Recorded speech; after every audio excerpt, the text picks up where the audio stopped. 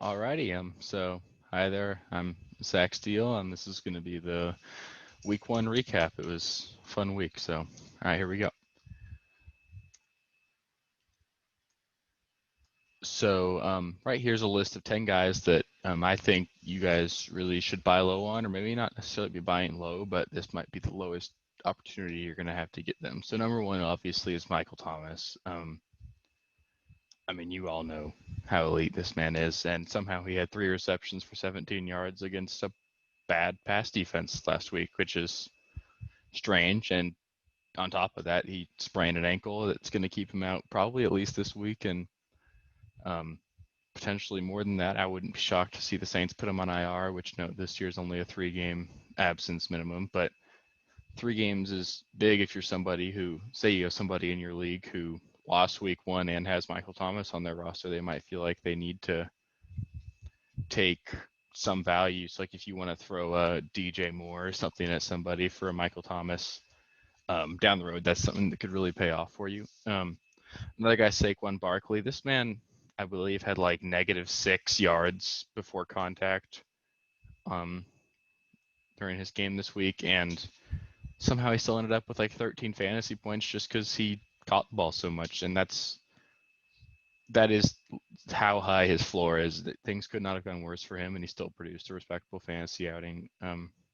Another guy's Austin Eckler. You all know what he can do out of the backfield as a pass catcher, and somehow he had 1 target this week, which, Grant, I understand that Tyrod Taylor is not Philip Rivers and that he doesn't like to throw the ball down to his running backs as often. He likes to take off and run himself, which I can't necessarily say is the way he should be going about things at 31 years old, but Eckler's not going to have 1 target a game. I don't know that you're going to see the 100 targets that he had last year, but I would expect to see 4 to 5 a game. And if you're in a league where the Eckler owner's panicking over him, certainly go look into acquiring him. The next guy is Nick Chubb. I think at this point it's pretty clear that he's not going to be the RB1 that drafters maybe drafted him to be. But he's still going to be a top 15 to 20 running back, regardless of what happens with Kareem Hunt. And I think a lot of the reason he played so poorly on Sunday was not necessarily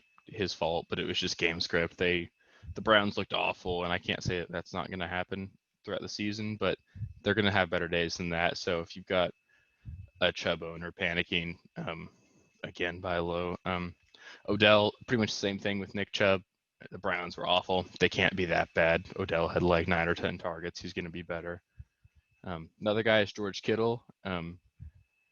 If you're a George Kittle owner, you kind of had a scare with that knee injury. And I won't be shocked to see if he doesn't play this week. But obviously, when George Kittle's on the field, he's might as well be the Niners wide receiver 1. I know they just signed Mohamed Sanu, but he's not going to take anything away from Kittle. He's the guy that moves the chains for them in the passing game. So again, if you're in a league or the owner's panicking a little bit with Kittle, go swoop. Another guy is Christian Kirk. I know he's not going to be the number 1 receiver in that offense because, of course, they've got Hopkins, but the man had 1 catch on 5 targets, and he still was second on the team in targets. So he tied with Chase Edmonds and Larry Fitzgerald, I believe, at 5. But they're going to get him the ball more than they did. And he might be somebody that's getting dropped in your league even, so go get him. Another guy is Kenny Golladay.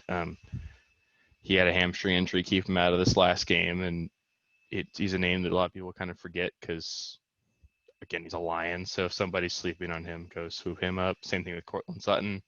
And a guy that I don't think you're necessarily buying low at, but I think this is the lowest he's going to be, is Jonathan Taylor. He's an elite talent behind arguably the best offensive line in the NFL, and the starting running back there just went down. I wouldn't be shocked to see him finish as the top 10 running back the rest of the way, and a lot of owners don't really recognize that yet. So if you're somebody who maybe needs a running back, just go get Taylor. Whatever you got to do, go get him.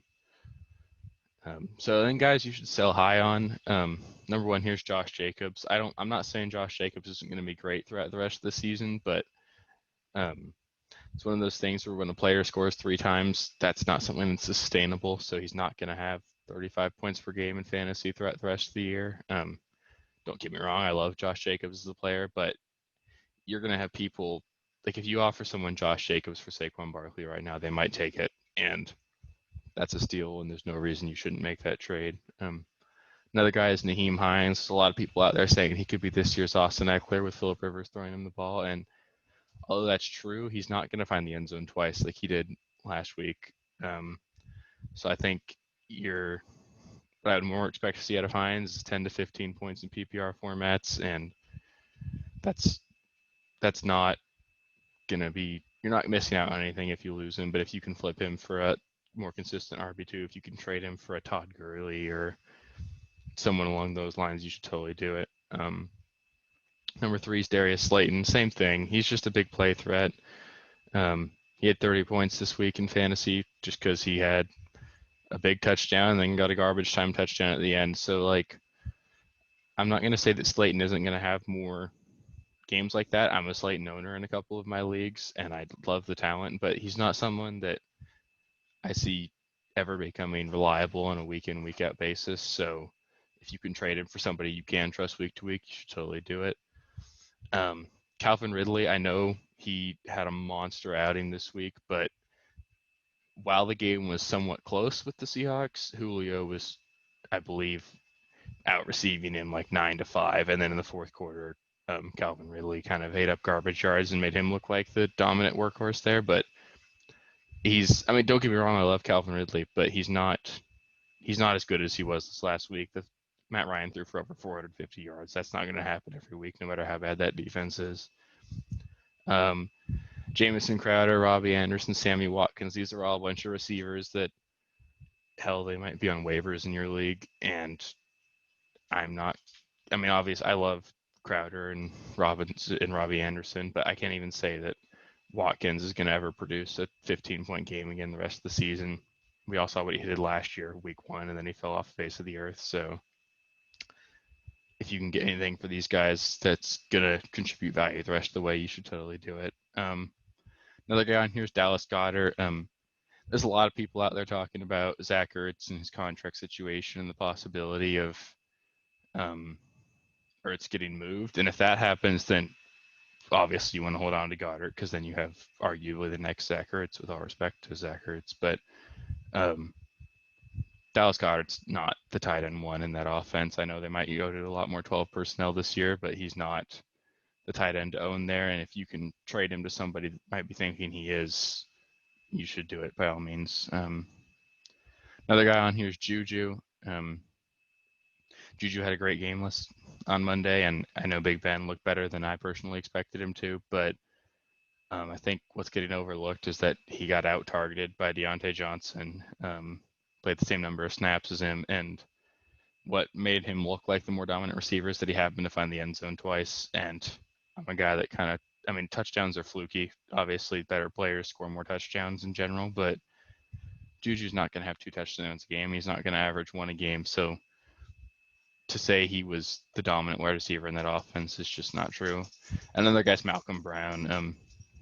The Rams want to use Cam Akers and Darrell Henderson as the season goes on. I know Henderson's hurt with a hamstring, but Malcolm Brown, if you have him right now, he's maybe worth something for a couple more weeks, but there's no way you're going to be playing him in week 10.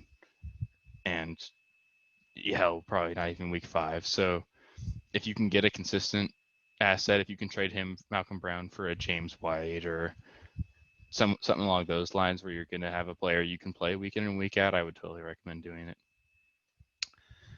Here I've got a list of the top waiver ads at each position. For quarterback, Cam Newton, he looked like himself. He had like 80 rushing yards. We all know that rushing at the quarterback position is very valuable. Gardner Minshew, 19 for 20 passing. I mean, he looked really accurate. The Jaguars looked a lot better than a lot of people expected them to. They beat the Colts. So, and again, he put up a respectable fantasy outing in a game where they weren't trailing the whole game. And I would expect Gardner to have a lot of garbage time, 2 touchdown fourth quarters throughout the season that make him look like an elite fantasy asset. I'm not going to say he's a QB1, but if you're streaming quarterbacks, he's a guy worth looking into. Tannehill the same way. I believe he threw the ball 44 times. I don't think that's going to continue, but it's nice to see that they were less dependent on just pounding the ball. I mean, I know Derrick Henry had 31 carries, but to see them spread the ball around was promising too. Bridgewater looked good in Carolina. He connected with Robbie Anderson on a deep pass, which is good to see. Bridgewater's not known for being a big play quarterback, so if he can develop that more, I like to see where I'd like him as a streaming quarterback. Same thing with Kirk Cousins. I know they lost to the Packers, but Kirk Cousins played well. He's another nice streaming option. At running back, you've got Malcolm Brown. He looked the part as the Rams RB1. I do expect him to lose snaps as the season progresses to Cam Akers especially, but for now, Malcolm Brown's a great ad. Benny Snell came in for an injured James Conner and had 114 rushing yards and looked honestly like a better runner than Conner did in the 8 snaps, whatever he had. So go get Benny Snell. He could be an RB1 the rest of the year if Conner is not healthy. Naheem Hines, I know I said sell high on him, but if you can pick him up, you should.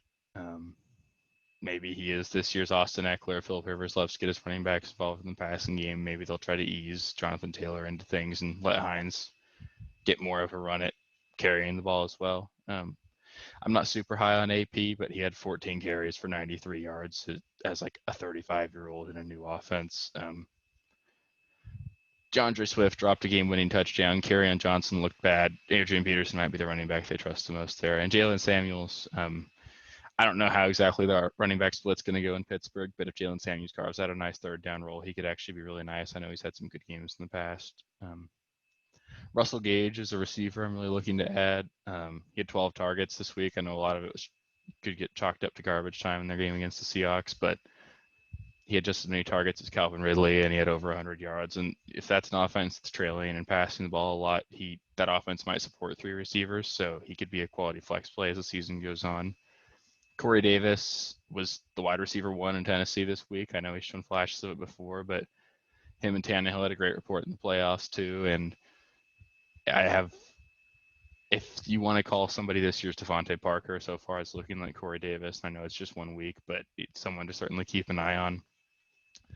MVS, Marquez Valdez-Scantling, he's pretty clearly the deep threat in my opinion. Green Bay, I know a lot of people like Lazard as the wide receiver too, but I think Scantling's the guy with more upside in that offense. And if they put on a clinic like they did this last week, Scantling's somebody that could really be very valuable in fantasy as the season goes on. Anthony Miller had a great week 1, despite Trubisky being at the helm. I can't see that getting any worse if Foles takes over. And also there's rumors of Allen Robinson being unhappy with his contract and maybe getting traded. So God, if Allen Robinson leaves, Anthony Miller is the only receiver worth owning in Chicago, and he'll be a great fantasy asset. They love to get the ball in his hands because he can do a lot after the catch. Another guy to keep an eye on is Steven Sims.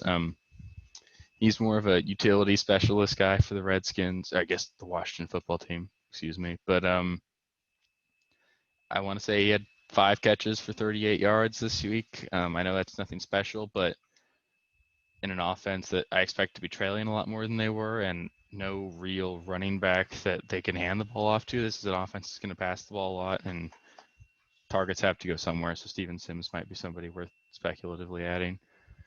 And then at tight end, obviously Noah Fant and Johnny Smith played in the same game and they were both really elite. We all know what they can do after the catch. And I wouldn't say I prefer either one of those over the other. Noah Fant was the better one this last week, but Johnny Smith, it looked like they were using him as a third down back on occasion. So both those guys are great ads, and if they're not owned in your league, go get them. Another guy's Dallas Goedert. I know I talked about him earlier, but he had a great week 1. Carson Wentz and the Eagles love to use their tight ends, so go get him if he's available. Another guy to keep an eye on is Logan Thomas. He was a former quarterback in college, but he's super athletic. The Redskins love to get him the ball. He started out with a touchdown week 1.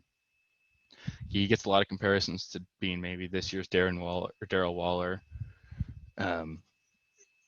So just keep an eye on Logan Thomas. And then Greg Olsen. I know he's old and he's not necessarily a sexy pickup, but Russell loves to get the ball to his tight ends. Olsen had a touchdown this week, and I mean, Disley was great for the first half of the season or whatever, how many games he played last year. And I can't say Disley is necessarily athletic. So the tight end position is a position of value in the Seahawks offense. So if one of those two really takes over as the firm holder of all those targets, they're going to be a great fantasy asset.